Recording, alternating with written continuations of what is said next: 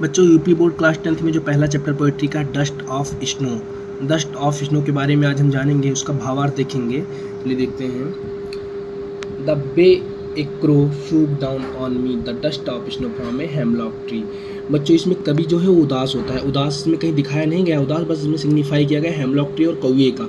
जो कौवा होता है और जो धतूरे का पेड़ विषैला होता है, पॉइजनस ट्री है ना, तो हेमलॉक ट्री है और कौवा को भी शुभ नहीं माना जाता, इसीलिए इसमें भावार्थ निकाला जा रहा है कि कवि जो है वो उदास होगा। तो द बे एक क्रो, बे मतलब रास्ता भी होता है, यहाँ पे होगा तरीके से, मतलब इस तरीके से कौवे ने सूक डाउन ऑन मी मतलब धतूरे के पेड़ पे पंख हिलाया होगा, तो मतलब जो बर्फ का कण था वो गिरा था।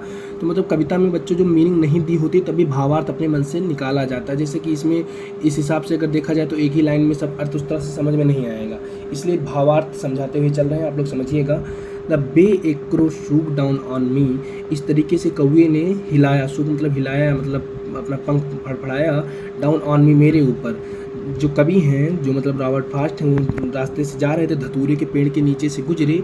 The dust of snow from a hemlock tree, hemlock tree मतलब धतूरे के पेड़ से, डस्ट ऑफ स्नो, डस्ट मतलब आप लोग समझ रहे हैं धूल होती है, लेकिन डस्ट ऑफ स्नो मतलब बर्फ का छोटा कण उनके ऊपर गिरा, उसने गिराया, मतलब हेमलॉक ट्री से बर्फ का छोटा सा टुकड़ा उनके ऊपर गिरता है।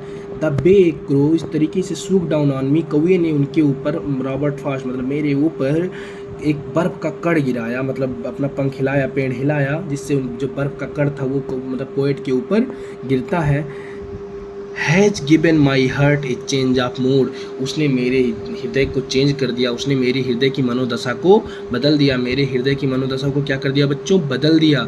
क्योंकि मैं उदास था, तो जब बर्फ के कण को ये ने गिराया तो मेरी मनोदशा बदल गई, मेरा हृदय प्रफुल्लित हो, जो आनंदमयी हो गया, प्रसन्नचित हो गया। इसमें बच्चों दिखाया नहीं गया, कहीं पे लिखा नहीं गया है प्रसन्नचित और आनंद की मीनिंग, बस भावार्थ निकाल रहे हैं। Has given my heart A change of mood, उसने मेरे हृदय की मनोदशा को बदल दिया। एंड सेव सम पार्ट, और कुछ भाग को बचा लिया, दिन के उस कुछ भाग को बचा लिया जिसमें मैं उदास रहता था, जिसमें मैं उदास रहने वाला था। Of a day I had rude, मतलब उसने मेरे दिन के उस कुछ पार्ट को, कुछ भाग को बचा लिया जिसमें मैं पूरा दिन उदास रहने वाला था। चलिए बच्चों 8 लाइन की कविता का हम एक बार फिर से देख लेते हैं भावार्थ। The way a crow shook down on me the dust of snow from a hemlock tree, मतलब मेरे ऊपर कौवे ने पेड़ हिलाया और बर्फ़ का टुकड़ा गिरा, मतलब टुकड़ा नहीं बोल सकते, बर्फ़ का कण मेरे ऊपर गिरा। Has given my heart A change of mood, और उसने मेरे हृदय के मनोदशा को बदल दिया, उन्होंने मेरे दिल की मनोदशा को बदल दिया। एंड सेव सम पार्ट, और मेरे दिन के ऑफ ए डे, मेरे दिन के कुछ पार्ट को, कुछ भाग को बचा लिया जिसमें मैं उदास रहने वाला था। आई हैड र्यूड, जिसमें मैं उदास रहने वाला था। ठीक है बच्चों, भाव समझ में आ गया, अर्थ समझ में आ गया। कोई दिक्कत होगी तो आप लोग कमेंट करके ज़रूर बता दीजिएगा। आपके यूपी बोर्ड की जो पहली पोएट्री थी उसको मैंने समझा दी। अब इसमें इसी में एक है फायर एंड आइस, उसके लिए हम अगला वीडियो जल्दी लेकर आएंगे। धन्यवाद।